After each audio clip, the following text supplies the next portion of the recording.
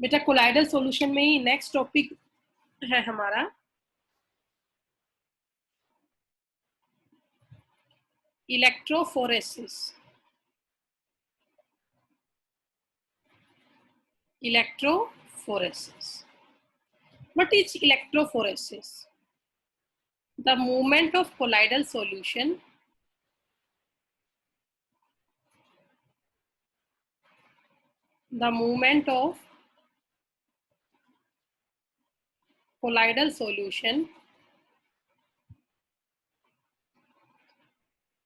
under the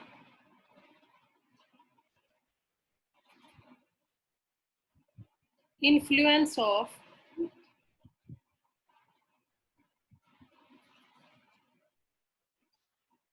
electric field. The movement of colloidal solution under the influence of electric field. अब electrophoresis का use क्या है?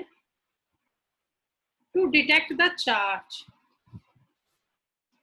To detect the charge on colloidal solution,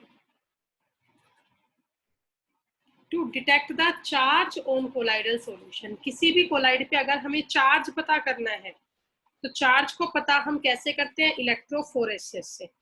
अब बेटा कैसे, वो आप देखिए। तो हमने क्या किया, एक यू शेप की ट्यूब ली,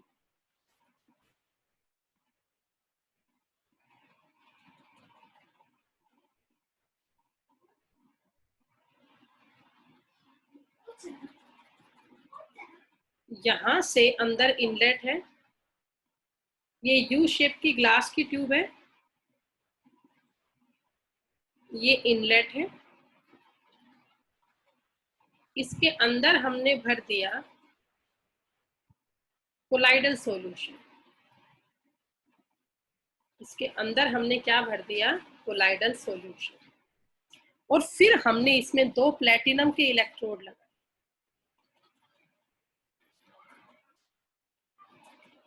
हमने लगाए इसमें 2 प्लेटिनम के इलेक्ट्रोड,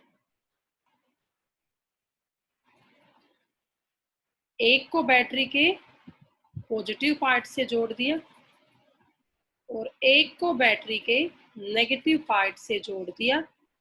ये प्लेटिनम के इलेक्ट्रोड, ठीक है। अब हमने जो कोलाइड इसमें भरा है, मैम बीच में आपने क्लास छोड़ दी थी। भाई 1 मिनट, 1 मिनट भाई। तो भाई ये हमने प्लेटिनम के इलेक्ट्रोड लिए और हमने इसमें भर दिया कोलाइडल सॉल्यूशन, ठीक है। तो हमने इस यू शेप की ट्यूब में कोलाइड का सॉल्यूशन भर दिया और इसमें 2 प्लेटिनम की इलेक्ट्रोड लगा दिए और उनको इलेक्ट्रिक फील्ड से हमने कनेक्ट कर दिया। अब क्या होगा? अब जो भी कोलाइड इसमें भरा हुआ है, हमें उस कोलाइड का चार्ज पता करना है कि वो पॉजिटिव चार्ज का है या नेगेटिव चार्ज का है।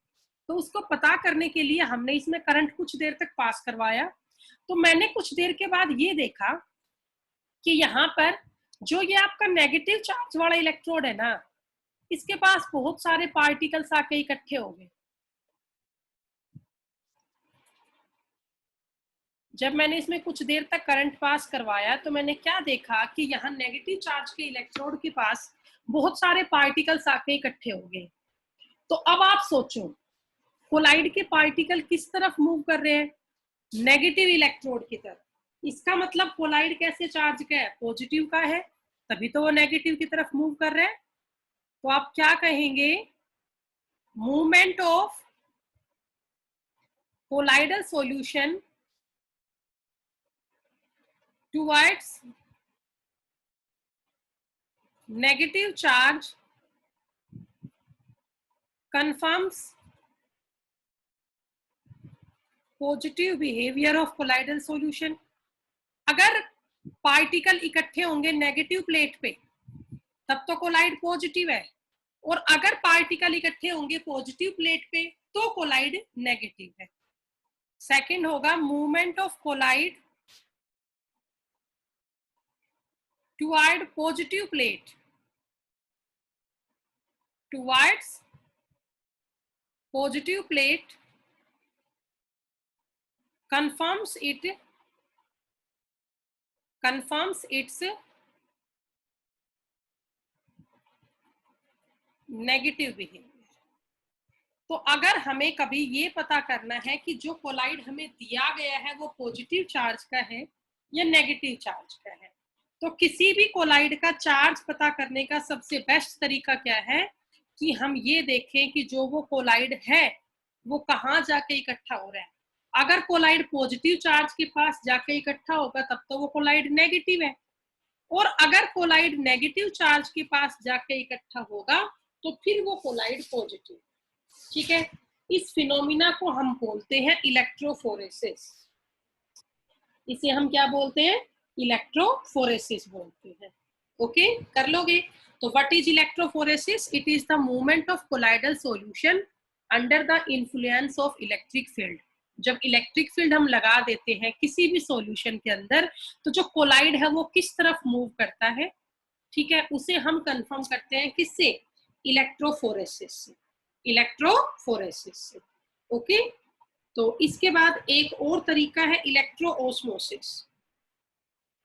इलेक्ट्रोओस्मोसिस वो भी सेम काम करता है, कोलाइड का चार्ज ही पता करता है। देखिए कैसे, देखिए अब नेक्स्ट है इलेक्ट्रो ओस्मोसिस। तो इलेक्ट्रोओस्मोसिस क्या होता है? Movement of molecules of, osmosis पढ़ा था ना कुछ दिन पहले, movement of molecules of dispersion medium, movement of molecules of dispersion medium under the influence of electric field, under the influence of electric field, whereas colloidal particles, whereas colloidal particles are not allowed to move। Dispersion medium के particle से movement से हम ये पता करें हमारा collide कैसा है, तो इसमें हम क्या करते हैं? देखिए इसका सेटअप किस तरीके का है, देखो ध्यान से।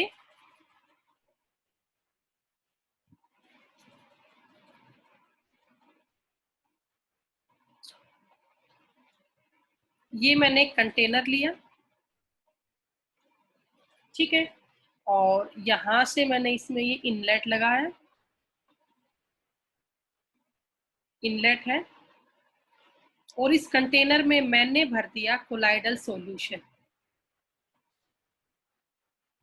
इसको मैंने नाम दे दिया कंटेनर ए का। अब इसके साइड में दो कंटेनर मैंने और बनाए,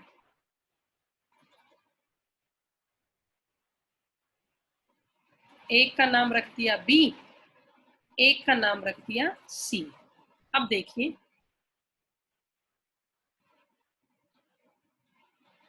इन दोनों कंटेनर के अंदर मैंने वाटर के मॉलिक्यूल भर दिए।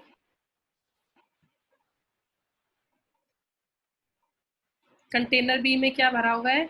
H2O, और ये कंटेनर सी है,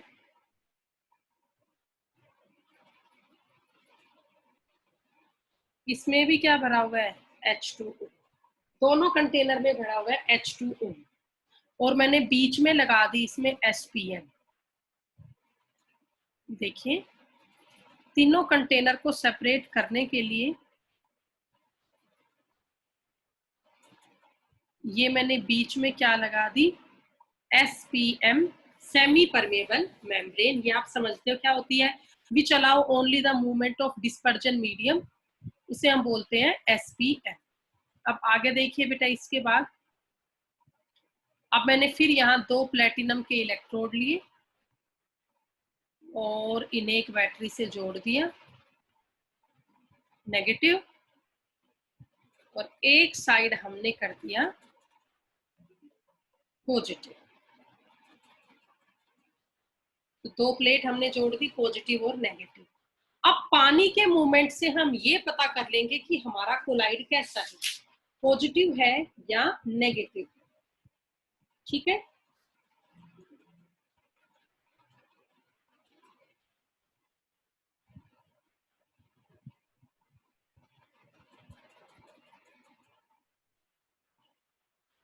by the movement of water we can detect the movement colloid. अब देखो बेटा, मान लो पानी यहाँ से यहाँ जा रहा है, वाटर का मूवमेंट हो रहा है बी से सी। वाटर का मूवमेंट कहाँ हो रहा है, बी से सी की तरफ हो रहा है। तो बी से सी की तरफ अगर पानी आ रहा है तो यहाँ पे तो नेगेटिव चार्ज है, तो नेगेटिव की तरफ तो कौन से आयन आएंगे, पॉजिटिव आयन, तो कोलाइड पॉजिटिव प्रूफ हुआ। और अगर इस तरफ पानी की मूवमेंट होगी तो यहाँ पॉजिटिव चार्ज है, पॉजिटिव के पास कौन से आयन आएंगे, नेगेटिव वाले, तो कोलाइड नेगेटिव चार्ज है। तो वाटर की मूवमेंट से हम ये पता कर लेंगे कि हमारा कोलाइड पॉजिटिव चार्ज है या नेगेटिव चार्ज है। इसी फिनोमिना को हम बोलते हैं इलेक्ट्रोओस्मोसिस। तो ये हमने दो मेथड किए to detect the charge on colloidal solution. एक तो हमने किया इलेक्ट्रोफोरेसिस और एक हमने किया इलेक्ट्रोओस्मोसिस। तो भी आज का टॉपिक यहाँ तक था, ये आप कर लें। इसके बाद जो टॉपिक आपका बचा है, कोएगुलेशन बची है, प्रोटेक्शन पावर ऑफ कोलाइड है, हाई डिसोल्यूज रूल है और बस एप्लीकेशन है। 2 लेक्चर का काम आपका और बचा है। आपको सिलेबस मिल गया है यूपी का, अपना जो भी आपका सिलेबस है उसे तैयार करो और यहाँ तक का पूरा प्लान कर लेना, यही आपका होमवर्क।